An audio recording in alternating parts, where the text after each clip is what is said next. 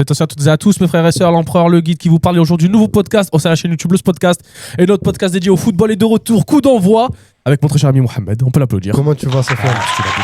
Si tu vas bien, je vais bien. Parce que là, il y a des choses à dire aujourd'hui. Il y a encore des choses à dire. Énormément de choses à Il y dire. a toujours des choses à dire au sein du football. Et on est accompagné de Monsieur Ryan. Comment allez-vous? Merci Sofiane, merci de l'invitation. Il n'y a pas de souci, il n'y a pas de souci. J'espère que tu me payeras. Alors, aujourd'hui, au sommaire de ce podcast, on va parler du fiasco de l'Olympique de Marseille. Alors là, c'est la télé-réalité là-bas. C'est le haut niveau, on peut en faire une série. Départ sur la même semaine. Roberto De Zerbi qui dégage. Mehdi Benassia qui dépose sa démission officiellement. Qu'est-ce qui se passe dans ce club? On va en parler. Ensuite, on ira directement à Lyon qui, lui, par contre, eux, travaillent très bien. 13 victoires d'affilée, toutes compétitions confondues. Ils sont aujourd'hui 3e, bien placés dans le championnat de Ligue 1. Très bon 3e. Et ensuite, on enchaînera avec Lens qui est leader du championnat de Ligue 1. Et on va se poser la question si Lens peut-il jouer le titre. Et après, on ira directement sur les rencontres de la semaine, dont la Ligue des Champions et le barrage qui nous intéresse, nous, supporters français. Les barrages entre le Paris Saint-Germain et l'AS Monaco. Un Paris Saint-Germain un peu en dents de scie avec son dernier match, tandis que l'AS Monaco essaye de revenir malgré les nombreuses défaites lors de ces dernières semaines.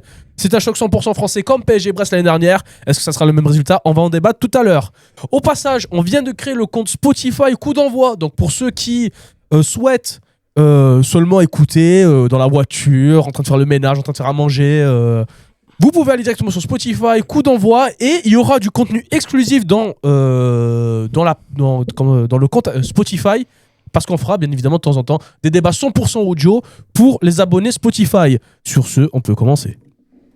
Alors, on va d'abord commencer par l'Olympique de Marseille. Donc on a Roberto De Zerbi qui part déjà dans un premier temps, et Mehdi Benassia qui pose sa démission. Alors, il la pose officiellement avant le match qu'il y a eu ce week-end, mais le lendemain de ce match, c'est là où on a le communiqué de Mehdi Benassia. Alors, à vous messieurs, je sais que toi Ryan, par contre, là, je sais que t'as la haine. Là, je sais que t'en peux plus. Ah, c'est la fin d'Enrico. C'est très dur. Je pense que c'est dur à encaisser. Chaque semaine avec l'OM, c'est vice repetita. J'ai l'impression que sur le coup d'envoi de la semaine dernière, on les a taclés pendant 1 heure, et là, je pense que je peux les retacler pendant 1 heure. Ce qu'on a vu, c'est que c'est peut-être pas forcément un problème de coach, parce qu'on a viré le coach. Et qu'au final, tu te fais encore revenir dans les 10 dernières minutes. Et sur un penalty dans le temps additionnel. Donc je pense qu'ils n'ont pas retenu la leçon du Paris FC. Donc franchement, là, c'est un cirque. C'est un cirque, j'ai envie de dire. On est dans un cirque. Un cirque. On a vu que les supporters ont fait grève pendant 15 minutes. Bon, à l'entrée des supporters, on voit que l'OM marque. L'OM mène 2-0 à la 80e minute. L'OM prend un but. Et l'OM se fait revenir sur des erreurs mais bêtes. On voit Pavard qui célèbre avant le penalty, Pavard qui célèbre face au virage, et 5 secondes après Emerson qui attend le ballon pendant 15-20 secondes, et au final erreur bête, penalty et but. Et pour moi le match nul est mérité parce que Strasbourg a montré un meilleur visage que l'OM sur ce match. C'est ça, exactement. En plus, un match, du coup, c'est 90 minutes, et l'OM, j'ai l'impression qu'il joue 80 minutes à chaque fois. Il y a une stat qui est sortie il n'y a pas longtemps, c'est que si l'OM ne prenait pas de but sur, en gros, je crois, les 15 dernières minutes, l'OM serait au même nombre de points que... ils auraient 10 points de plus. Et juste si on lève le temps additionnel, si un match dure 90 minutes, l'OM est premier. C'est ça, et tu prends Paris FC, tu prends un but de Dylan Kebal, Marseillais, tu joues contre Strasbourg, qui concède le penalty. On va reparler de la formation. Ouais, la faute, elle est sur qui? Jessim Elle est sur Yacine. Jessim Yacine. Et tu vois que c'est une équipe fébrile. Même Aguerd qui est passé en interview qui dit ne pas savoir ce qui se passe. Il n'y a plus d'excuses. Qu'il n'a jamais été dans cette situation-là. Ça veut dire qu'il y en a qui veulent taper sur les supporters, qui disent que les supporters mettent énormément de pression. Mais je pense que depuis que l'Olympique de Marseille est rentré dans cette année 2026, il n'y a que des scores. Ce qu'ils font, c'est infâme, c'est pas normal. Tu perds à Nantes à domicile, tu te fais éliminer de la Ligue des Champions, tu prends 2 fois 3-0, 3-0 Liverpool, 3-0 Bruges. 5-0 face au Paris Saint-Germain. 5-0 face au Paris Saint-Germain. 2 matchs nuls très discutables avec le PSG et Strasbourg, où c'est le même scénario, c'est-à-dire l'Olympique de Marseille mène 2-0 et ensuite ils se font rattraper à 2 buts à la dernière minute. Trophée des champions, j'en ai pas parlé. Où tu peux trophée des champions en aussi. plus. Et tu vois que le club il est vraiment instable, parce que il y a moins de 2 mois de ça, De Zerbi disait qu'il était prêt à un environnement hostile, qu'il était prêt à s'engager dans la durée. S'engager sur la durée. Après, on savait depuis que Benassia et De Zerbi, leur avenir il était un peu lié, parce qu'on a entendu plusieurs fois que si l'un des deux partait, L'autre suivrait. L'autre suivrait. Mm. Et ils ont quitté le navire, en plein milieu. Ça veut dire là, à l'Olympique de Marseille, quel est le projet? Du coup, c'est pas le même entraîneur. Là, je crois que c'est. Alors là, pour le moment, Pancho. c'est Pancho Pancho. Bardonado. Mais là, non, ils sont en train, ce qui paraît, de discuter avec certains coachs. De base, ça devait être Abibay. Ce qui paraît, là, c'est Moi, j'ai vu complètement. Eric Chell, franchement, Eric Chell, Ouais, ça peut l'entraîneur être du quelque chose Nigeria. de très bien. Oui, mais pourquoi il viendrait? Parce que. S'il n'y a pas de projet, ça sert à rien de venir. Là, ça donne pas envie. Ouais. Ça donne pas envie. Tu étais deuxième toute l'année.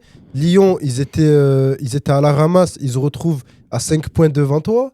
T'as Lens qui, je crois, a mis 9 points. 9 points sur 11, l'OM. 11, il me semble. Voilà, déjà, parce qu'au début de l'année, ça parlait de titres, mais le championnat, c'est censé être un marathon. Et là, j'ai bien peur que l'OM, je crois, les prochains matchs, il reste.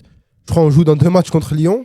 Mm. Donc Lyon va encore plus prendre une avance sur l'OM.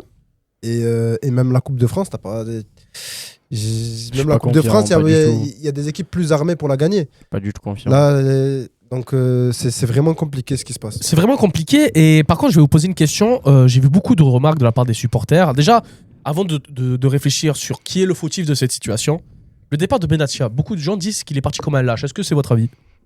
Moi, oui. Si je dois mettre tout chauvisme ou nationalisme de côté, je trouve que c'est un acte de lâcheté parce que lâcher le club alors que en soi, on est l'Olympique de Marseille, oui, on est un grand club, mais les ambitions de l'OM, c'est clairement de se qualifier pour la Ligue des Champions et d'essayer de remporter une coupe. Actuellement, là, l'OM est en passe ou est encore...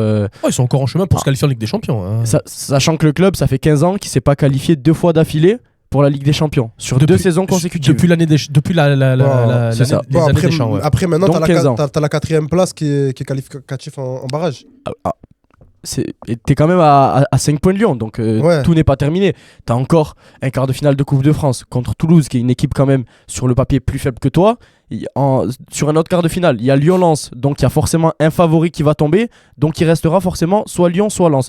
Donc t'es en passe de te qualifier pour la Coupe de France, enfin de potentiellement gagner un titre et de te qualifier pour la Ligue des Champions. Donc pour moi, de quitter le navire en pleine mer, pour moi c'est un acte de lâcheté de la part de Benatia, sachant que rien n'est perdu.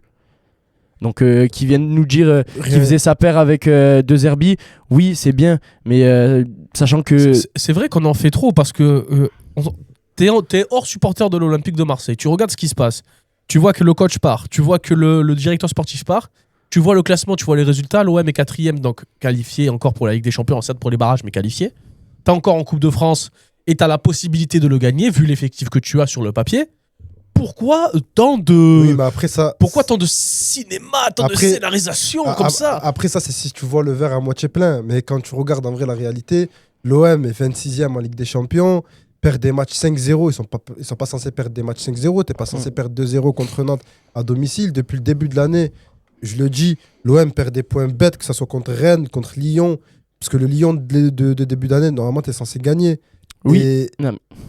Et en gros, tout ça, ça résume la saison de l'OM. Mais donc... Maintenant, Benatia, oui, il aurait dû rester. Pourquoi il part? Je pense que c'est un peu un petit signe de lâcheté, parce que normalement, les joueurs qui sont venus, ils sont venus par rapport à Benatia. Tu as plusieurs joueurs qui sont venus par rapport à Benatia et par rapport à De Zerbi. Donc ces joueurs-là qui sont venus parce qu'on leur a proposé un projet pro où tu allais avoir... Ils vont sûrement partir. Hein. Oui, où tu allais avoir De Zerbi et Benatia pendant 3-4 ans et qui leur promettent, vous allez jouer la Ligue des Champions, vous allez jouer ça. Par exemple, Aguerd, je pense qu'il est venu par le biais de Benatia. Et encore plein de joueurs. Tu vois, quand on parlait de Rabiot, c'est lui qui l'avait ramené. Rabiot, moi je pense que c'est l'un des plus gros effets papillons de l'histoire. Hein. S'il met pas ce poteau, je pense qu'on n'est pas dans cette... L'OM n'est pas dans cette situation. Hein. J'en suis sûr et certain. Parce que, après, ça c'est mon avis. À un moment, il y a eu des remarques, genre là je viens de voir dans les médias que Mehdi Benatia n'a pas accepté, enfin n'a pas eu les promesses qu'on lui a faites, c'est-à-dire avoir assez de budget financier pour faire une grosse équipe. Sur ça, je ne suis pas d'accord. Parce que tu as eu le budget pour quand même ramener pas mal de joueurs qui de base sont quand même qualitatifs. Alors pourquoi on n'arrive quand même pas à atteindre les objectifs? Les paris étaient mauvais. Après, déjà. quand il arrive à l'Olympique de Marseille, il est censé savoir la situation. Il est censé savoir que c'est pas un club qui va te donner 100 millions de budget pour chaque mercato. Normalement, il est censé savoir, sans qu'on lui dise. il est quand même au courant de ce qui se passe à l'OM, que l'OM, ils ont des problèmes, qu'ils peuvent pas acheter n'importe quel joueur, et que si tu achètes des joueurs, tu vas les acheter, tu vas les prendre avec des prêts, comme ils font là avec Greenwood et du coup Nwaneri. C'est prêts, c'est les options d'achat, tu sais très bien que les joueurs, ils vont pas les acheter. Et donc, peut-être sur d'autres aspects, peut-être sur l'aspect du centre de formation, parce que je sais qu'il voulait faire un projet autour du centre de formation, Benatia. Donc, je sais pas. Mais là, en gros, à l'instant T, si on regarde bien, bon, le foot, ça va très vite. Ça va très vite, parce que il y a une faute, il y a 2 mois, 3 mois de ça, bah, on n'aurait jamais pensé que De Zerbi serait parti. Jamais. Ça va extrêmement vite. Mais il aurait pu rester quand même jusqu'à la fin de saison. Maintenant, apparemment, avec Longoria, ça va plus très bien. Mais je pense que c'était sûr qu'à un moment donné, ça allait exploser. Il y a trois grosses têtes un peu. Donc c'était sûr qu'à un moment donné, ça allait poser problème. Non, mais surtout ce qu'on a vu au stade ce week-end, il n'y avait aucune banderole dédiée à Benassia. Les supporters ne pensent pas que Benassia est le problème. Ouais, ils pensent à McCourt et Longoria, le duo McCourt-Longoria. McCourt, je suis pas d'accord, mais Longoria, je peux comprendre. Moi, McCourt, je peux être d'accord, je peux comprendre. Oui, mais Benatia, c'était le prochain. Parce que De Zerbi, là, il est parti. Et si ça continuait comme ça, ben, là, c'était le prochain. Mais moi, ce que je comprends pas, c'est qu'actuellement, on parle de crise. Mais moi, en septembre, tu viens me voir, tu me dis, Ryan, en février, l'OM est encore en course pour se qualifier en Ligue des Champions et l'OM est en course pour gagner un titre, mais je signe tout de suite. Tout de suite. Alors certes, il y a eu ce qui s'est passé en Ligue des Champions, ce qui a pu se passer au Trophée des Champions, ce qui se passe dans le temps additionnel, mais pour moi, à l'heure actuelle, le club n'est pas en crise. Footballistiquement parlant, non. Parce que l'OM joue encore sur 2 tableaux. L'OM est en passe de remporter un titre qui lui court au nez depuis je ne sais pas combien de temps. La Coupe de France, ça fait peut-être... Depuis, si je te dis pas, 1989 à San Monaco. Oui, mais 40 ans presque. Quand tu vois le début de saison que tu fais, plus tu vois que les équipes qui sont devant toi, ils ont un effectif inférieur à toi. Mais c'est le foot. Que Lens qui est leader de Ligue 1, Lens, ils ont un budget 3 fois inférieur au tien. Que en Coupe de France, ben, tu sais que je pense que l'OM ne va rien faire. En Ligue des Champions, tu finis 26e, qu'il y a des équipes devant toi qui ont un effectif inférieur à toi et un budget inférieur. C'est qu'en fait, le problème à l'OM et pourquoi on tape autant sur l'OM, c'est qu'on les attend à un niveau au-dessus. Je ne dis pas qu'ils doivent finir dans les 8 qualifiés en Ligue des Champions, qu'ils doivent finir au même point que le PSG. Non, mais ils doivent finir devant Lyon. Ils doivent finir minimum en barrage de Ligue des Champions. Et à l'heure actuelle, là, toutes les défaites que l'OM a eues depuis le début de l'année, c'est un OM à 2 visages. Quand tu regardes l'OM du début de saison, où chaque match il gagnait, en plus avec la manière, et ils débattent même le PSG pendant cette période-là de début d'année. Et là, tu vois cet OM-là, c'est vraiment un OM à 2 visages. Et tu vois bien que vraiment, De Zerbi a perdu son vestiaire aussi. Mais alors, ça a été quoi le déclic ? Parce que avant la CAN, tout allait bien. Et au retour, on va dire, après les fêtes contre Nantes, est-ce que c'est Nantes le déclic du coup ? Déjà, tu as une grosse coupure à la CAN. Tu as plusieurs joueurs qui sont partis à la CAN. Tu as Aubameyang qui revient blessé alors qu'au début de saison, il était en feu. Tu as Aguerd, je pense, qui est revenu et qui avait encore la tête à la CAN et qui revient et qui est aussi blessé depuis le début de l'année. Et tu as aussi un coach qui changeait de compo chaque semaine. Donc comment tu peux être un joueur en confiance quand tu vois que tu joues un match et t'es bon et que l'autre match t'es dans le banc? Tu vois, je pense que la gestion, elle était pas très bien faite. Et il y a tous les coachs qui viennent, ils disent oui, lui, il a entraîné dans un environnement où c'était un peu chaud, etc. Donc il est prêt à l'Olympique de Marseille. L'Olympique de Marseille ne ressemble à aucun club. Ah oui, ça, c'est l'environnement, quand tu as l'Olympique de Marseille et la pression qu'il y a à l'Olympique de Marseille, ne ressemble à aucun autre club. Donc, il ne faut pas dire, oui, ce coach est prêt, tel coach, quand il est venu Sampaoli aussi, oui, il vient de tel endroit. Ça, je pense que les supporters, ils s'en foutent. Et la pression, tu vas la ressentir, chaque humain ressent la pression. Tu ressens la pression si tu es mauvais. Mais si tu es bon, par contre, parce que c'est 2 visages, si tu es bon, par contre, les supporters, ils te mettent sur leur tête. Ah oui, ça c'est sûr. Bah justement, là, je me fais attention sur les supporters. Beaucoup de gens disent que là, c'est la faute des supporters. Quel est votre avis sur ça ? Absolument pas. Ben moi, si je dois parler en tant que supporter, c'est les supporters qui sauvent le club en 2021, non ? Si les supporters ils descendent pas à la commanderie, est-ce que Hero il part ? C'est ça la vraie question. C'est qu'on a tendance à cracher sur les supporters parce que c'est vrai que les supporters parlent, mais en 2021, c'est les supporters qui sauvent le club. De ce que je sache, les supporters, c'est pas eux qui ont voulu limoger De Zerbi, c'est pas les supporters qui ont voulu que Benassia parte. Donc pour moi, c'est juste taper sur la proie la plus facile, de dire que c'est les supporters. Après, t'as des supporters qui remplissent les stades chaque semaine. T'as des supporters qui se mettent en congé pour aller au stade. Non, mais T'as c'est des ça supporters qui se déplacent et qui font un déplacement alors qu'ils ne gagnent pas des milliers et des cents. Donc eux, c'est normal qu'ils veulent qu'on leur rende la monnaie de leur pièce. Ça fait des années que les supporters de l'OM sont présents et qu'ils n'ont pas ce qu'ils méritent. Parce que c'est le meilleur public de France. Et quand tu regardes un match et que tu allumes ta télé et que c'est au Vélodrome, il est tout en plein le Vélodrome. Et c'est pas partout comme ça. Et les gens à Marseille vivent l'OM. Même samedi encore, le stade était plein. Hein. Mais oui, il est encore Samedi plein. encore, le stade était plein. Je crois que ça fait 2 ou 3 ans qu'à chaque fois, Les guichets fermés. c'est guichet fermé. Chaque année, on atteint des records sur le nombre d'adhésions aux abonnements dans le stade. Oui. Donc non, cracher sur les supporters, c'est trop facile. Guichet fermé. Cracher sur les virages, non, parce que comme je t'ai dit, Sofiane, pour moi, si les supporters ne se réveillent pas en 2021 avec la catastrophe qui était Jacques-Henri Hérault, je ne sais pas ce que le club serait aujourd'hui, parce que c'est les supporters qui ont fait le renouvellement à l'OM avec le limogeage d'Hérault et l'arrivée en place de Pablo Longoria en tant que président. Donc non, cracher sur les supporters, non. Mais comme il a dit Mohamed, je pense que c'est un ras-le-bol. C'est un ras-le-bol collectif.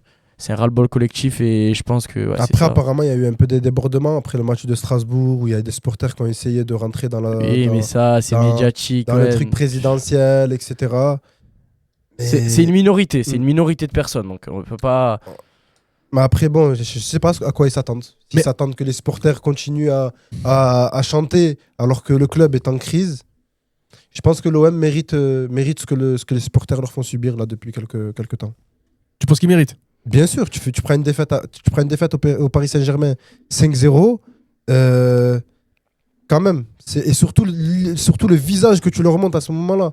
Et au même mois, tu te fais éliminer de la Ligue des Champions. Et derrière, tu n'essayes même pas de te rattraper parce que moi, sur le match de Strasbourg, j'ai vu aucun réveil. J'ai vu aucun réveil collectif. Alors certes, tu gagnes 2-0, mais il n'y avait aucune niaque. Pour moi, Strasbourg doit même gagner le match. Parce que sur le compte-rendu du match, moi je vois une meilleure équipe strasbourgeoise. Mais clairement, largement, qui avait plus envie. L'OM, c'est 2 buts. Et 2 buts comment? C'est un exploit de Gouiri et un exploit de... Pas un exploit, mais bon... Mais toute l'année, ça a été ça. Toute l'année, ça a été ça. C'est vrai que Gouiri, depuis qu'il est revenu, il stat. Gouiri, il stat. Franchement, il fait ses matchs. Il se bat. Greenwood aussi. Parce que je vois beaucoup de gens taper sur Greenwood, mais au bout d'un moment... Il peut pas tout faire. Tu peux pas tout faire. Ils disent, ouais, regardez, contre les gros matchs, contre le PSG et tout, il peut rien faire. Mais vous avez déjà vu un joueur jouer seul jamais.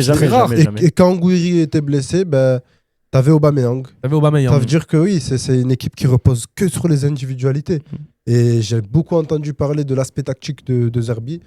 Sans lui manquer de respect à l'Olympique de Marseille, j'ai pas vu un très grand tacticien. Sur ça, je suis entièrement d'accord parce que il faut se poser les questions. Parce que Roberto De Zerbi, on parle beaucoup de Roberto De Zerbi comme si c'était un génie tacticien. Il faut voir aussi par où il est passé avant l'OM. Il n'est pas passé dans les top clubs européens. Il est passé à Brighton, Sassuolo. Ça reste des bonnes équipes. Oui. Mais il ne faut pas commencer à exagérer sa carrière. Il part du Shakhtar de base. Voilà. Il va à Sassuolo, il va à Brighton. On a appelé ça le fameux De Zerbi Ball. Mais moi, j'ai rien vu. C'est ça le problème. C'est que le mec, Roberto De Zerbi, il s'est entêté à vouloir inculquer son jeu à cette équipe. Mais cette équipe n'est pas cohérente. C'est-à-dire cette équipe n'est pas... comment dire, elle peut pas jouer ce jeu-là. Tu le vois au niveau des individualités. C'est ça, pour moi, De Zerbi a été sauvé par les individualités sur la saison dernière et sur le début de saison. S'il n'y a pas Greenwood, mais si De Zerbi, tu lui mets l'effectif de 2022, mais il se plante, il se mange un mur, le mec. Parce qu'il n'y a aucun fond de jeu. Il n'y a rien. Mais de toute manière, à chaque fois qu'il y a un entraîneur qui arrive à l'OM, apparemment, c'est un très grand tacticien. Je suis pas d'accord avec toi, parce que moi, sous Tudor, j'ai pris du plaisir. Oui, sous Tudor, j'ai pris du plaisir. Tudor, tu lui donnes cet effectif, je suis sûr qu'il fait beaucoup plus. Mais largement. Sous Tudor. Mais regarde, on a eu beaucoup d'entraîneurs où quand ils sont arrivés, par exemple, je prends l'exemple de Sampaoli, on parlait d'un très grand entraîneur. C'est pas un très grand entraîneur. Mais maintenant, l'Olympique de Marseille, est-ce qu'ils peuvent attirer des entraîneurs au-dessus de cette classe-là? Ils ont peur, les entraîneurs de Sampaoli, De Zerbi. Mais en fait, il faut prendre des entraîneurs qui n'ont pas le sang chaud, moi je trouve. Parce que les supporters, l'OM, l'ambiance, c'est très chaud, c'est très explosif. Moi, je pense qu'il faudrait un entraîneur à la Deschamps, c'est-à-dire un entraîneur. Je dis pas Deschamps en lui-même. Je dis un entraîneur à la Deschamps, vraiment calme, pragmatique. Lui, il est là pour gagner. Il est pas là pour faire du beau jeu, je sais pas quoi. Surtout prendre des paris. Moi, quand je vois que l'année dernière, Brest, ils finissent 10e et que derrière Sunderland, ils vont chercher Régis Lebris. Régis Lebris, pardon. Régis Lebris. Et là, ce qu'il fait avec Sunderland, c'est incroyable. Pourquoi on va toujours chercher des Italiens, des Argentins, alors qu'il y a des bons France, techniciens en français, oui. Mais moi, Christophe Galtier, je le prends tous les jours. Un Franck Hez, un Christophe Galtier. Entièrement Il y a d'accord de aussi. très bons entraîneurs français et on s'entête toujours à les prendre des fameux grands noms parce qu'on les entend parler médiatiquement. Je suis entièrement d'accord avec toi parce que si tu remarques bien, dans les autres grands championnats, les grands tacticiens de chaque grand championnat, à part exception, c'est souvent des personnes origines de ce championnat. Bien sûr. Des Anglais pour la Première Ligue, des Allemands pour la Bundesliga, des Italiens pour la Serie A. Pourquoi à Marseille, on se focalise pas peut-être sur des techniciens français qui connaissent bien la Ligue 1, qui connaissent bien le championnat de Ligue 1 Parce que Marseille, ils se disent quoi? Ils se disent ouais, nous on doit aller en Coupe d'Europe et tout. Mais tu vas pas la gagner la Coupe d'Europe, arrête. Donc focalise-toi sur le championnat de Ligue 1 dans un premier temps et fais en sorte d'avoir un coach technicien, pragmatique, qui connaît bien le championnat et fais un truc sur le long terme avec lui. Mais je pense qu'ils veulent la Ligue des Champions, c'est pas l'aspect financier. Non, c'est pas anodin. Parce que Pierre Sage, il connaît le championnat. Et pourtant, Pierre Sage, il a été jeté à Lyon. Il a été salement jeté. Mais après, à Lens, tu as aussi le travail, j'ai pas le nom, mais du directeur sportif. Oui, c'est un très bon directeur sportif. Qui te ramène à Lens Saint-Maximin. Et Florian Thauvin. Franchement, le travail. Florian Thauvin, c'était un pari à prendre. Ah oui, c'était un pari. C'était un pari. Ben, que l'OM n'a pas voulu prendre. Parce que je pense que je n'aurais pas pris moi-même. Moi-même, sans me mentir. Tu reviens tous les jours à l'Olympique de Marseille. Le directeur sportif du RC Lens, c'est Jean-Louis Leca. Voilà. Ah oui, c'est Jean-Louis Leca. C'est vrai. C'est lui qui avait appelé Thauvin. Ancien gardien de Lens, du coup, Jean-Louis Leca. Et ben justement, tu me fais une bonne transition avec Lens parce que nous sommes à 0. Voilà, donc ça veut dire qu'on a fait le bon timing. Maintenant, on va pouvoir repartir sur le RC Lens maintenant. Le RC Lens qui est champion. Non, pas champion. Champion d'automne et premier. Champion d'automne, premier du championnat de Ligue 1. Est-ce que c'est leur année? Est-ce que c'est leur moment là? Est-ce que c'est parce qu'on voit tous les 2, 3, dans tous les 3, 4, 5 ans, il y a une équipe qui prend le championnat par le Paris Saint-Germain. Le problème, c'est qu'ils ont un très gros morceau juste derrière eux, le Paris Saint-Germain, qui a perdu beaucoup de points en début d'année avec des blessures et autres. Et là, maintenant, tu vois que tous les joueurs sont un peu de retour, etc. Là, il y a Hakimi qui va revenir, tu as Dembélé qui vient de revenir et qui a planté contre Marseille. Et le problème, c'est qu'ils jouent pas avec les mêmes armes. C'est un peu David contre Goliath. Mais le travail que font Lens, il est exceptionnel. Et tu as même du coup l'entraîneur de Lens qui dit nous, là, notre objectif, pour l'instant, c'est d'être sûr d'être qualifié. C'est de distancer Marseille, de ce qu'il dit. Ouais, mais pour l'instant, notre principal concurrent, c'est Marseille. Ouais, c'est Marseille ensuite, et Lyon. Mais ensuite, il dit nous, notre premier objectif, ça va être qualification en Conference League. Ça veut dire à un moment donné, quand ils auront assez de points pour être sûr d'être en Conference League, hop, premier objectif qui va être coché. Quand ils vont être qualifiés, du coup, Europa League, deuxième objectif. Et là, s'ils sont qualifiés en Ligue des Champions, ben, c'est plus que beau pour eux. C'est plus que exceptionnel. Ça veut dire que le travail, il sera meilleur, il sera encore mieux fait. Ils jouent sans pression. C'est ça la différence. Oui, mais ils jouent sans pression parce qu'ils ne se la mettent pas la pression. Mais en soi, tu vois que le travail, il est bien fait. Pourtant, il y a de la pression à Lens. Au niveau des supporters, pareil. Pour moi, c'est le même sang chaud que Marseille. Que ça soit sur le recrutement, déjà pour aller récupérer Alan Saint-Maximin, il fallait aller le récupérer, Alan Saint-Maximin. Et il fallait faire le pari aussi. Parce que quand on parle des joueurs qui partent en Arabie Saoudite, est-ce qu'ils ont encore le niveau pour jouer en Ligue 1 Tu vois, et on l'a vu avec Wesley Fofana à Rennes. C'est plus pareil. Et là, ils ont fait ce pari et ça marche très très bien. Ça marche très très bien à Lens. Et c'est un club qui, depuis qu'il est remonté de Ligue 2, fait que des bonnes saisons. Franchement, c'est vrai. Franchement, ils sont toujours, même quand ils étaient avec Will Steele, etc. Ils avaient fait une belle prestation en Ligue des Champions. Voilà, hein. Ils font toujours mieux que ce qu'on pense d'eux, que ce qu'on va imaginer qu'ils vont faire. En fait, il y a des joueurs aussi qui sont là depuis un certain temps, qui ont beaucoup prouvé en Ligue 1. Sotoka, Ruben Aguilar, Mathieu Hudol, Thomasson. Alors attends, je vais voir si Thomasson, dans mes souvenirs, je l'ai pas revu depuis, Thomasson. Ah oui, pardon, excuse-moi. Adrien Thomasson, excuse-moi. Florian Thauvin, sans compter également Wesley Saïd qui a mis un doublé ce week-end. Ouais. Ils ont fait Manita. 5-0. Voilà, 5-0. Mais moi, j'ai vu le match. En fait, Lens, ils ont réussi à faire cette année ce que l'OM n'a jamais réussi à faire. C'est-à-dire que sur les matchs de Lens contre les grosses équipes, je les trouve quand même assez faibles. Mais contre les petites équipes, Lens, ça ne perd pas de points. Ça ne perd pas de points. C'est-à-dire que l'OM, ils ont toujours eu ce petit problème à perdre des points. Ben là, par exemple, contre le Paris FC, contre Nantes, contre Angers, contre Toulouse, ben ces matchs-là, Lens, elle va les gagner 1-0, 2-1, même par un but d'écart, mais au final, ça fait 3 points. Et au final, on voit ce que ça donne au classement. Parce que Lens, pour moi, ils sont pas impressionnants. Ils sont venus il y a 3 semaines. C'est une équipe cohérente. Ils sont venus il y a 3 semaines au Vélodrome, ils se sont mis des bâtons dans les roues. On a vu l'OM largement au-dessus d'une équipe de Lens, si je me souviens bien. Oui. 3-1. 3-0 ou 3-1 Non, 3-1 parce qu'ils réduisent la marque à la fin. Mais l'OM a largement été au-dessus de Lens. Donc on voit que c'est une équipe aussi qui peut avoir certaines failles. Mais au final, contre les petites équipes, eh ben, au final, Lens, ça gagne. Ça prend 3 points. Et on voit ce que ça donne. C'est un marathon. Et jusqu'à la fin de l'année, il faut récupérer des points. Si tu laisses des points, tu perds des points dans des matchs qui sont... À ta portée, mais largement. Largement. C'est tellement bête parce qu'à la fin, ben c'est ça, tu perds 3 points. Tu penses que tu perds que 3 points. Mais en fait, 3 points, plus 3 points, plus 2 points. C'est ce que l'OM fait. C'est ce que l'OM a et à la fin, fait ça fait des une années. distance. Et ça, c'est fou. L'année dernière, je me souviens, tu gagnes Lyon 2 fois, tu gagnes Monaco, tu gagnes Nice, tu gagnes Lille, et au final, tu finis quand même à 12 points de Paris. Donc au final, c'est que c'est pas les grosses équipes qui te posent problème. C'est les petites. Et là, au final, Lens, ils ont réussi à faire ce pari où, en fait, comme tu as dit, c'est un marathon. Ils prennent petit à petit des points, et ils se mettent zéro pression. Et là où tu vois, c'est pas pour reparler de l'OM, mais qu'il y a un problème qui est plus que les joueurs ne sont pas bons. Enfin, je pense que les joueurs, ils ont quand même des qualités. C'est Medina. Medina, quand il était à Lens, c'était un très bon défenseur. Excellent, excellent. À Marseille, ça laisse à désirer. Mais vraiment, il fait des erreurs. C'est plus le même joueur. Et Lens, ce qu'ils font depuis des années, et je pense que c'est dû à l'institution c'est très, très bien fait ce qu'ils font, le travail qu'ils font derrière, le recrutement qui n'est pas... Le recrutement qui est toujours intelligent, et pourtant ils perdent des cadres. Ils ont vendu Wesley Fofana, mais quand ils vendent Wesley Fofana, ils récupèrent pas mal d'argent. Ça veut dire qu'après le recrutement, il faut qu'il soit bon.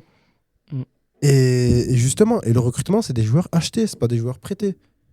L'Olympique de Marseille, le problème, c'est que c'est vrai que des prêts. C'est à chaque fois des prêts. C'est dur ça. Tu peux pas t'inscrire dans la durée qu'avec des prêts. Tu peux pas exactement. Tu peux pas continuer sur la durée avec des joueurs qui sont prêtés et qui sont, par définition, vont repartir dans leur club respectif. Pour moi, tu vois, un joueur comme Nwaneri, ça sert à rien de s'attacher. Ça ne sert à rien. Les gens qui disent oui, on a bien fait de le prendre, pourquoi faire? Il va partir dans 6 mois. C'est même pas une année, c'est 6 mois. Qu'est-ce que tu vas faire avec ça? La preuve, là, le dernier match, il joue même pas. Pourquoi? Parce que c'était dans la vision de Deserbi. Maintenant que Deserbi est parti, tout va être chamboulé. Mais bon, bref, on va arrêter de parler de l'Olympique de Marseille. On va revenir sur le RC Lens. Parce que Marseille, Marseille, il y a tellement de choses à dire sur ce club. Bon, vas-y. Non, mais c'était juste pour dire que Lens, tu vois que c'est un projet sur la durée, qu'ils prennent des joueurs, qu'ils les signent pour plusieurs années, que les joueurs vont être là l'année prochaine, que les joueurs vont vouloir jouer la Ligue des Champions dans ce club qui est un très beau club et où ils vont pas forcément avoir la même pression qu'à l'Olympique de Marseille, parce que certes ils ont des très bons supporters, mais les supporters ne sont pas aussi durs que les supporters de l'OM. Ça veut dire ils jouent un peu sans pression. Je pense que Thauvin il se régale là-bas. Thauvin il a une possibilité d'être appelé pour la Coupe du Monde en étant revenu à Lens, alors que si on nous avait dit ça il y a 1 an, 2 ans, ça aurait été impossible. Donc pour l'instant c'est un pari gagnant pour Lens. Comme tu as dit, c'est un pari gagnant. Voilà. Parce que tu prends Saint-Maximin, c'est un pari. Tu prends Thauvin, c'est un pari. Au Mexique, ils prennent Saint-Maximin. Saint-Maximin, ils prennent du Mexique ou de la Colombie, mais ils le prennent en Amérique du Sud. Donc déjà, faire revenir. C'est vrai, ils le prennent de l'Amérique du Sud. Et juste avant ça, il était en France. en Arabie Saoudite. Mathieu Hudol, qui était chez les derniers du classement. Mathieu Hudol qui est transféré de Metz à Lens. Donc aller chercher un piston gauche qui est dernier. Mais va dire ça aux supporters de l'OM une fois de plus. On vous ramène ce latéral gauche qui est dans la dernière équipe du championnat. Mais jamais de la vie ça va passer. C'est ça le problème, c'est que là, il n'y a pas de pression. On laisse faire Jean-Louis Léca.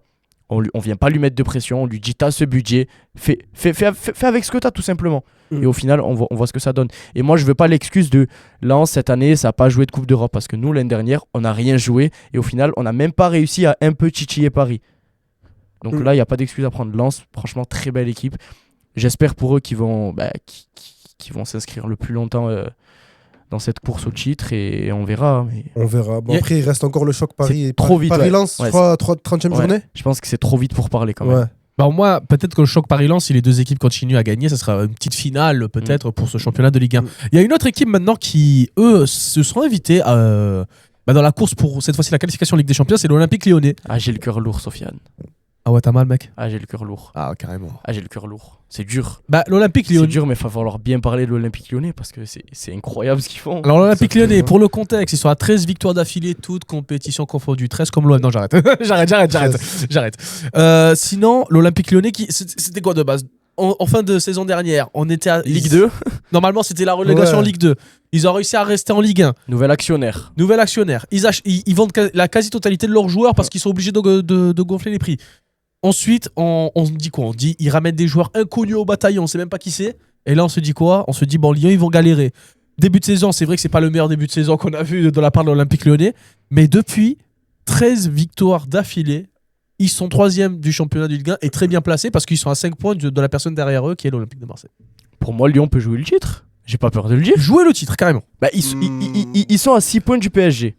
Ils sont à 6 points du PSG. Donc 8 points de Lens, 8 points, c'est rien du tout. Non. Quand on sait qu'il y aura encore un Lyon-PSG, un Lyon-Lens, pour moi, c'est rien du tout. Non, je dis pas qu'ils sont en Ouais. course pour le titre. Mais je les mets pas hors de course. Oui, non, ils sont pas hors de course. Mais je pense pas qu'ils ont les armes nécessaires pour poser problème, que ce soit à Lens ou au PSG. Mais par contre, ce qu'ils font et d'où ils reviennent, Mais ils jouent Parce bien, que- ils jouent bien. parce ils jouent que, bien. parce que Lyon, ce club a un problème depuis que Jean-Michel Aulas est parti. Mais c'est là que tu vois comment est important un centre de formation. Ils ont sorti pas mal de joueurs du centre de formation et je pense à Kalis Mera. Pas que. Et ils en ont sorti plusieurs. Il n'y a pas que lui. Contre le PAOK, Mais- il me semble qu'il gagne 4-2 et les 4 buts viennent de 4 jeunes du 4 centre. jeunes du centre. Les 4 ils sont impliqués Tu vois, dedans. Ouais, c'est incroyable. Même C'est- hier, sur le premier but, j'ai oublié comment il s'appelle, mais c'est encore un jeune du C'est centre. très très important. Et en plus, les jeunes du centre, ils viennent de la région. Mm. Très très important d'investir sur les joueurs qui viennent de la région. Et après, tu as un autre pari aussi qui est fait. Tolisso. Tolisso. Le faire revenir, mais Exactement. Et qu'est-ce Tolisso- qu'il est fort. Tolisso, c'est le patron. c'est C'est le patron imposant. de l'Olympique Lyonnais. Tolisso c'est imposé. Tolisso qui revient de blessure. Et qui peut commencer à penser à l'équipe de France lui aussi. Bien sûr. Parce que ce qu'il Pas fait, peur de le dire. les performances qu'il fait, Il porte c'est son équipe énorme. tout seul. Il porte c'est son équipe énorme. tout Et seul. c'est à l'image juste du match contre Nice quand il gagne 2-0 et il met son but. Je crois que c'est son 50e but, il me semble. Et aussi, il y a un truc que C'est j'ai les remarqué, parce que Tolisso, tu vois, c'était un joueur qui a été formé à l'Olympique Lyonnais. J'ai remarqué que la majorité des joueurs qui ont été formés à l'Olympique Lyonnais gardent toujours cette bonne relation avec son club formateur. Contrairement à, par exemple, l'Olympique de Marseille, où c'est rare, où Cherki était au stade hier d'ailleurs, j'ai vu. au stade. Ok, Ok. Cherki est parti voir son équipe jouer. mais tu vois, ils ont toujours cette On attache. Bon, Oui. Tolisso, c'est fort ce qu'il fait, parce Parce qu'on qu'on les a bien traités, Sofiane. On les a bien traités. les a bien traités, on les a On les respectés. a respectés, voilà. Et on leur donnait du temps de jeu à ceux qui le méritent vraiment. Et en fait, surtout, je prends l'exemple de Corentin Tolisso, il part au Bayern de Munich, grande carrière, malgré les blessures, il a quand même mis sa patte en Bundesliga. Il revient en Liga, il revient avec l'Olympique Lyonnais, et là il reste, il dit je vais rester et je vais aider mon club de formateur parce que c'est mon club formateur et j'aime ma ville. Eh ben il réussit. La Pourtant, le Casette, retour, la Casette il était aussi. complié. La Casette aussi. La qui Casette était aussi, revenue. très. La Casette La aussi Casette, qui- c'est la Casette. Hein, qui était franchement. revenu. Et tu vois, c'est. À l'Olympique de Marseille, il y a eu Drogba qui avait dit qu'il allait revenir à l'Olympique de Marseille. Ah bon? Il est jamais Je suis revenu. pas au courant, moi. Parce que Ribéry. En fait l'Olympique de Marseille, c'est tous les joueurs qui disent j'aime trop l'OM, j'aime Ouais, trop. mais je viens pas. Ouais. Voilà, mais jamais ils vont venir parce On est qu'ils la maison savent, de repos. ils Ils savent savent. que c'est inutile de venir et qu'il y en a beaucoup qui auraient mieux fait de jouer à l'Olympique Lyonnais ou qui auraient pu jouer là-bas ou qui auraient pu jouer même au Paris Saint-Germain mais qui l'ont pas fait parce que voilà, quand même ils viennent de Marseille, mais c'est mieux pour eux d'aller, par exemple, si je pense à un jeune qui vient de Marseille, d'aller jouer à l'Olympique Lyonnais, qui vont te donner du temps de jeu, qui vont te respecter à ton propre niveau, parce que des joueurs comme Ryan Cherki, c'est à l'heure actuelle, ils sont en train de tout exploser avec Pep Guardiola à Manchester City. C'est grâce à l'Olympique Lyonnais. Des Nabil Fekir, il s'est régalé pendant des années à Betis Séville, même si il méritait une meilleure Il n'a carrière. pas eu la carrière parce qu'il- que qu'il méritait. Il devait aller à Liverpool. Si tu vois les joueurs qui sont passés par là-bas, tu vois, ils les ont respectés. Et où ils sont à l'heure actuelle, tu vois, comme Karim Benzema, c'est en partie grâce à Jean-Michel Aulas et grâce à l'Olympique Lyonnais. Maintenant, il faut parler de Paulo Fonseca.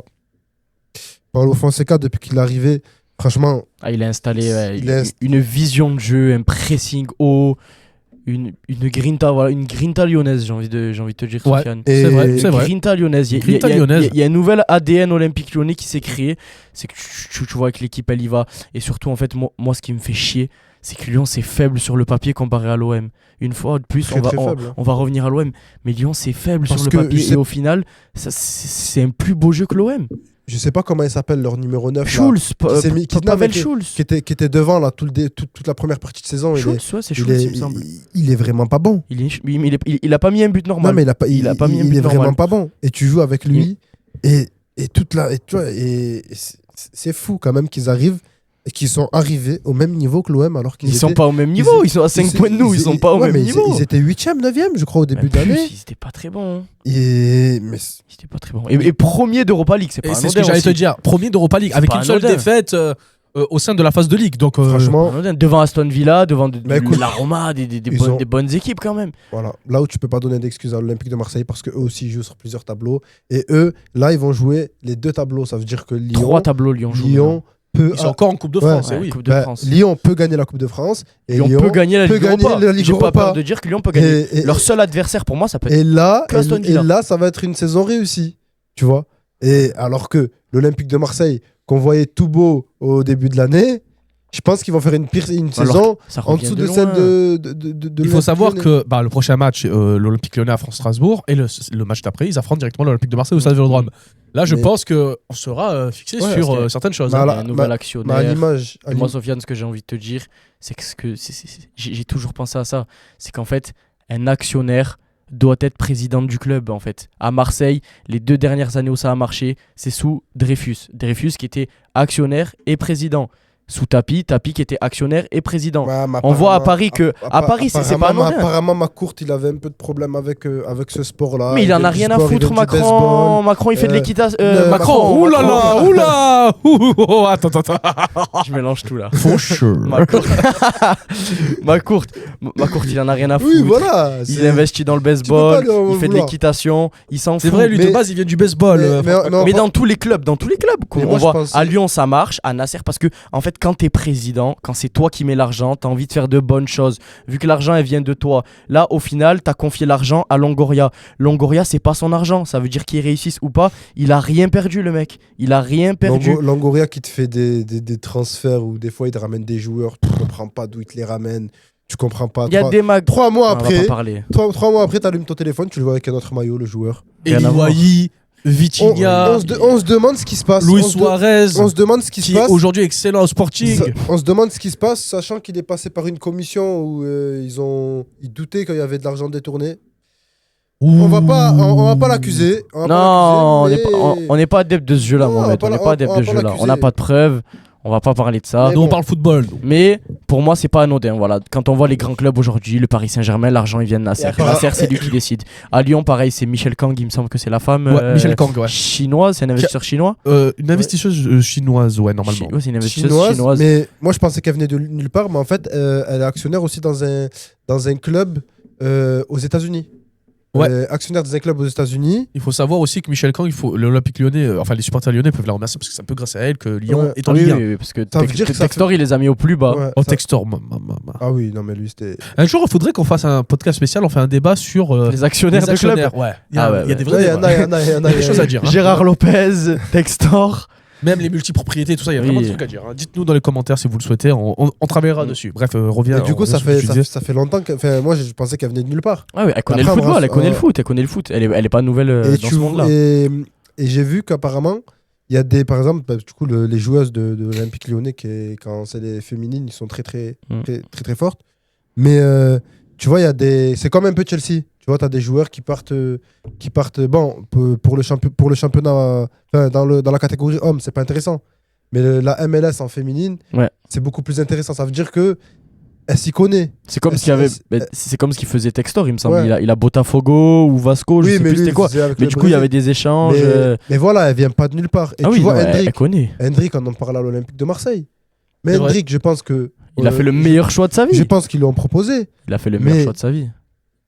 Mais je pense que. Il avait tout à perdre en venant à Mais Marseille. justement, il Il avait tout à perdre mais en justement, venant il a à déjà, Marseille. il a déjà en parlé à qui? Il y a des anciens joueurs qui sont passés par l'Olympique lyonnais et qui lui ont dit vas-y, demain tu vas voir un ancien joueur de Paqueta, l'Olympique des de Marseille Brésiliens. et tu lui dis est-ce que j'y vais, il va te dire écoute, si t'es Il bon, va être réticent. si t'es bon, tu vas te régaler. Par contre, s'il y a un problème, c'est mort pour toi.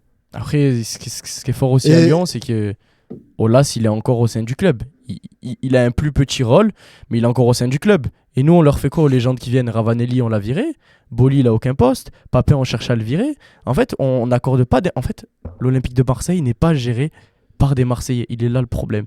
C'est qu'à Lyon, en T'as fait. pas l'impression que ce club appartient à Marseille. Non, il pas a, du il a tout. plus l'identité marseillaise. C'est ce que j'allais dire. Il a c'est- vraiment plus l'identité marseillaise. Bon. Et même, tu dis Basile Boli.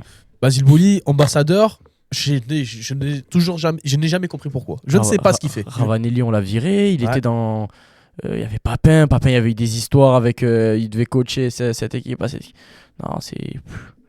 Au final, voilà. On voit que, comme il dit Bruno Chéroux, c'est pas anodin. C'est pas anodin ce qui se passe. Mais bon, écoute, c'est l'Olympique de Marseille depuis plusieurs années, malheureusement. En Et tout cas, à l'image de la bonne saison de Lyon et du bon mois qu'ils sont en train de passer, bah, tu as vu, c'est le joueur du mois, c'est Hendrik. Le joueur du mois, c'est Hendrik qui fait de super matchs.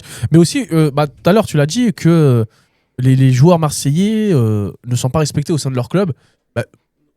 Du dernier podcast que j'ai la brigade avec Benoît Chiraud qui était venu ici, il nous avait dit quoi? Il nous avait dit que lui, il pensait finir sa carrière à l'OM, il pensait même travailler au sein du club, mais que tout simplement, c'est ce qu'on lui a promis, mais finalement, du jour au lendemain, finalement non. Il y a aussi ce côté de je ne te respecte pas. absolument. Oui, il y a un problème et que la direction, elle a énormément changé depuis plusieurs années. Ça veut dire que les promesses qui ont été données à certains joueurs, je pense, il y a 10-15 ans, c'est plus les mêmes personnes. Ça veut dire que là, je pense que Longoria, quand tu vas le voir, l'Olympique de Marseille, c'est à lui, Longoria. On voit que quand même, Longoria, il est assez impliqué et il est un poids à l'Olympique de Marseille. Ça veut dire que je pense que limite, c'est même lui qui prend le plus de décisions. Ah, mais Enfin, Macourt, c'est sûr, mais c'est Macourt, sûr. c'est juste l'investisseur. C'est celui Tu qui vois. met l'argent. Macourt, Macourt, il met juste l'argent. je suis même mais pas derrière- sûr qu'il comprend quelque chose. Derrière, c'est qui gère parce que, comme on a vu, il y a eu des problèmes entre Longoria, les deux Zerbi et Benatia. Benatia, deux Zerbi, ils sont, je pense, du même camp. Et Longoria, il est de son camp. Je pense que c'est pour ça que les deux sont partis.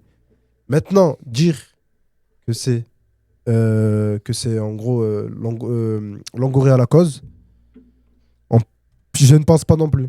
Alors, c'est ce qui est fou quand on parle d'autres clubs de France, puisqu'on les voit tellement mieux gérer leur situation que l'Olympique de Marseille. On est obligé de revenir sur l'OM. Oui, on est obligé parce Bon, que c'est un peu le sujet. On peut comprendre. Après, c'est vrai qu'en ce moment, l'OM, ils sont en premier, pas pour les performances sportives, mais pour surtout ce qui se passe autour. Ah, on est là. Et justement, on va parler justement du rival marseillais, enfin si on peut encore appeler ça rival, hein, Oula. vu la différence maintenant. Oui.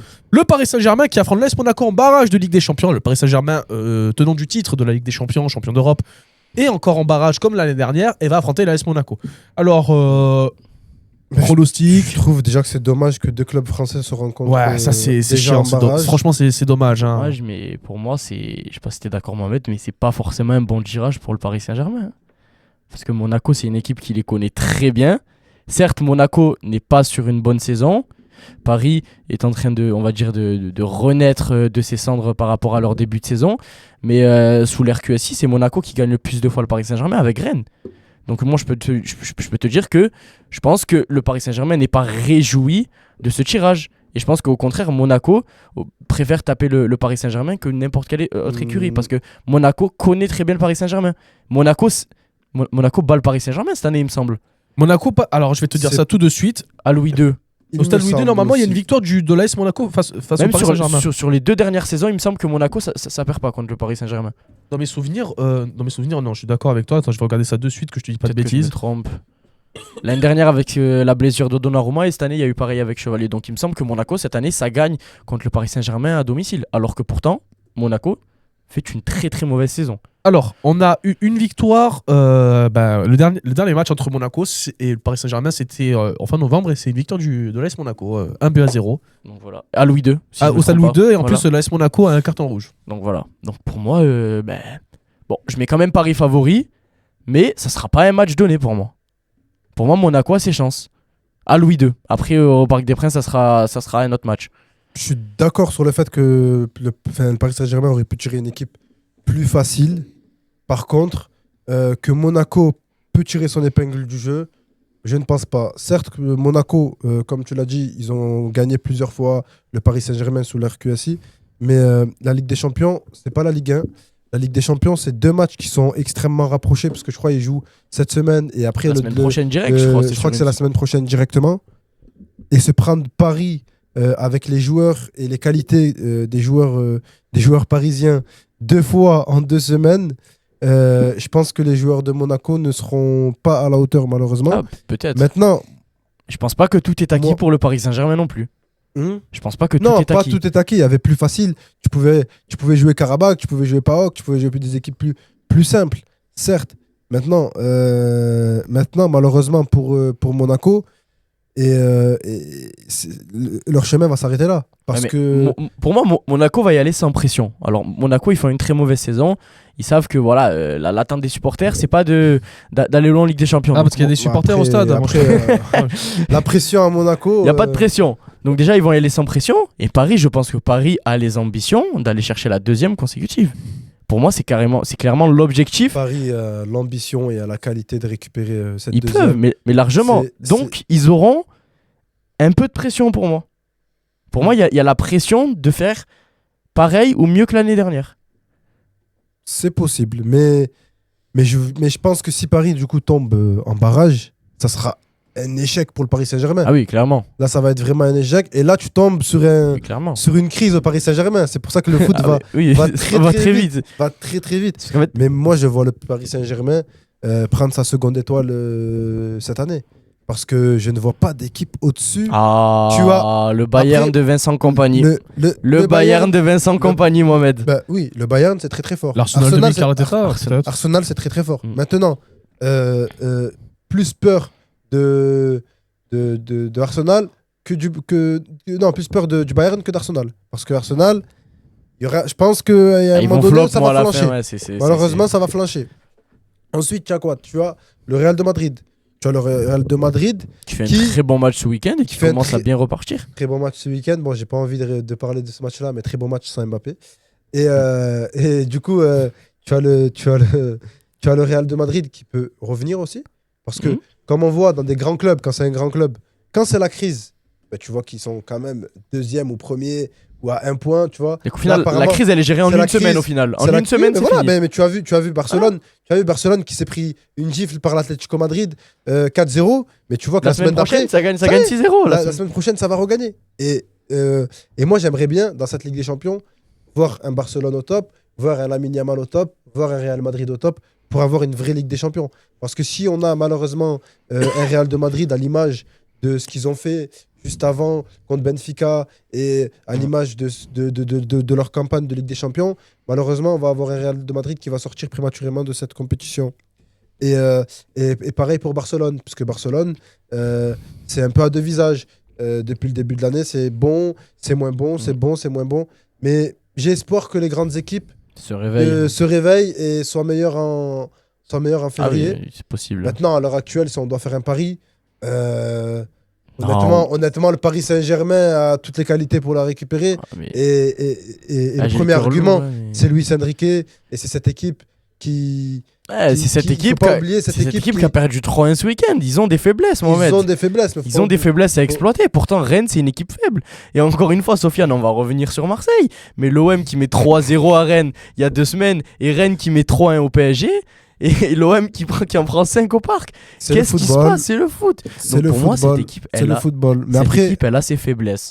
oui, Elle est cette équipe a ses exploitable. faiblesses. Mais maintenant, tu le C'est joues. pas les le joues Avengers 10 de fois. l'année dernière. Tu le joues 10 fois le match contre Rennes, ils perdent qu'une seule fois et c'est ce qui s'est passé ce week-end. Ah, c'est Mais- con ça. hein. Mais t'as aussi qu'ils ont la tête à la Ligue des Champions.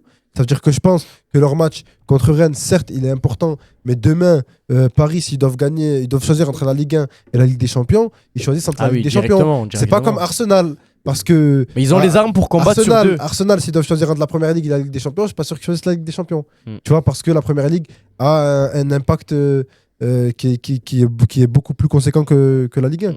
Mais gagner une Ligue des Champions, Paris peut le faire. Même si Paris Ah oui. a fini en barrage. Parce Paris que a les armes pour le faire. l'année dernière, ils ont fini en barrage aussi, Paris. Pareil contre Et Brest. Paris, ils ont c'était un ils ont massacre. les armes, il faut pas oublier qu'ils ont eu Doué blessé, ils ont eu Dembélé blessé cette année, ils ont joué avec Nuno, plusieurs jeunes. Hakimi. Tu vois, si s'ils titularisent des Mayoulou, Mayoulou Mbaye. et des Mbaye, ça montre que cette équipe a eu beaucoup de joueurs blessés. Ils ont eu Hakimi qui s'est blessé pendant 3 mois, qui est pour moi le meilleur joueur du Paris Saint-Germain, parce que quand il n'est pas là, on voit que le Paris Saint-Germain, ça marche plus comme. D'accord. Tu vois, ça marche plus comme d'habitude. Ouais, On l'a vu. C'est le fusible. Franchement, c'est lui et Nuno Mendes. C'est les deux fusibles. C'est Si la tu les meilleure enlèves, paire, ouais, c'est... tu les enlèves, ok, à Paris, c'est plus la même équipe. Ouais, Tu vois. directement. Et on a eu Hakimi qui est parti à la CAN, qui était blessé, Qui a du mal à revenir. là qui a quand eu un même, hein. carton rouge, Ouais. qui a du mal un peu à revenir, et que si ils ont tous leurs joueurs, notamment À 100%. Hakimi, et après par contre juste un petit truc, on a vu un petit souci au milieu de terrain entre Vitinha et Joao Neves ce week-end. J'espère que c'est pas si grave que ça, mais J'irai pas jusqu'à m'inquiéter de l'avenir des Écoute, milieux du Paris Saint-Germain quand même. mais écoute, je pense que cette équipe, il reste 2-3 réglages qui vont être faits, et les réglages ils sont moins importants que les réglages à faire au Real Madrid et à Barcelone. Donc Parce que c'est la même équipe que l'année dernière, tout simplement. Donc le seul risque pour moi, pour cette équipe du Paris Saint-Germain, c'est qu'il y ait un Real de Madrid, Un grand Real de Madrid. grand Real de Madrid C'est qui commence à venir. Et là, je pense que c'est eux qui peuvent poser problème au Paris Saint-Germain. Mais le Barça, il pose pas problème au Paris Saint-Germain. Si tu prends peut-être Manchester City, Un Bayern Allez. aussi. Bon, Arsenal, il pose pas problème au Paris Saint-Germain. Et le Bayern, je pense que peuvent le poser Paris, problème. ils peuvent poser problème au Paris Saint-Germain, mais le Paris Saint-Germain sera quand même favori si demain il y a un Bayern. Oui. Faut pas oublier que c'est les tenants en titre, le Paris Oui, Saint-Germain. Donc, à voir. Bah, c'est la fin. C'est la fin de ce podcast. On est dans les temps, magnifique. Magnifique. Bah, dites en commentaire ce que vous avez pensé par rapport. Enfin, dites dans les commentaires plutôt vos pronostics pour Paris Saint-Germain AS Monaco. Vous êtes pour qui? Pour vous, quelle équipe va passer justement ces barrages et se qualifier pour les 8e de finale de Ligue des Champions? C'était Mohamed, c'était Monsieur Ryan, bien évidemment. Merci. L'envoyeur lui-même, et on se dit à la prochaine pour un nouveau podcast. Salut tout le monde.